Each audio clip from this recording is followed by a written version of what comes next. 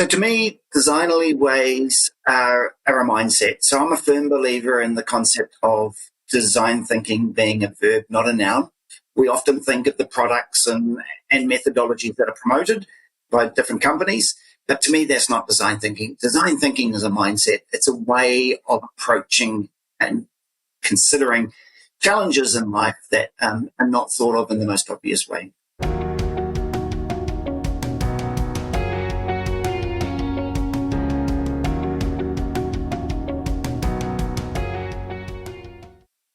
So to me, the most meaningful design moment is when I'm running packages, facilitating discussions, and we have learning moments where individuals find it more challenging. There are a number of people, particularly in the security sector and military environment, who like to follow the bouncing ball. They like to treat the world as complicated, not complex, and design thinking is just not easy for them. And so when we talk of the T designer model, where we have expertise across the horizontal, but depth of understanding in terms of the methods we use in design thinking, so epistemic devices and the like, they know them, but they just don't intuitively believe in them. And so the vertical part of the T shape is where we actually change our mindsets. These are the intangibles, the transferable cognitive skills. And when I observe students moving from being resistors to actually believing and actually starting to think intuitively, habitually, in a cognitive way, which inspires me to know that we've had a win.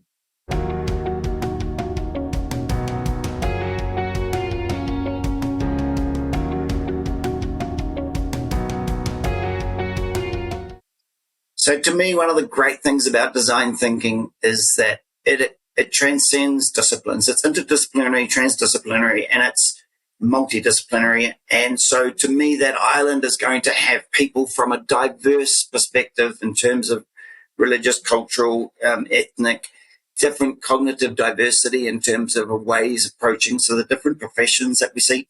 And these people would be open and tolerant to each other in a way that we allow ourselves to move beyond our personal cognitive biases, and we look at the challenge in front of us through the different lenses of all of the people in the room.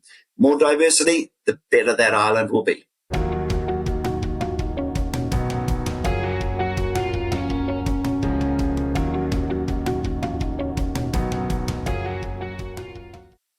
So to me, I believe I'm a little bit of a maverick, and I know we don't need too many of those in the military, but I think there is a place for a few who are the contestability people, the people who think completely differently to everybody else.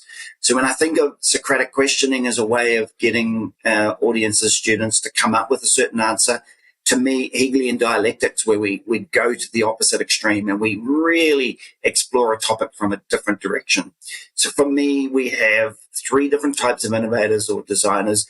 We have those who really aren't doing anything. They're actually just trucking along, following the bouncing ball, following doctrines, TTP, whatever it is. They're just doing the way we've always done it.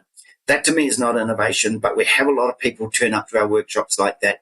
Then we have what I call the evolutionary ones. They've gone along, they're doing things the way they've always done it, and then they hear a podcast or they go to a workshop and it goes up a level and it goes along and up a level and it goes along. And they make incremental improvements and they celebrate their successes, and that's great. But the real value and the real archetype of those who are capable of those aha moments, the eureka moments, the epiphanies, and what Kawasaki refers to as the jump curve. And the jump curve is where we're going along and we have an almighty leap, which takes us to a far new level that nobody else has ever thought of. That to me is ingenuity. That to me is true innovation and creativity. That is what design thinking is about.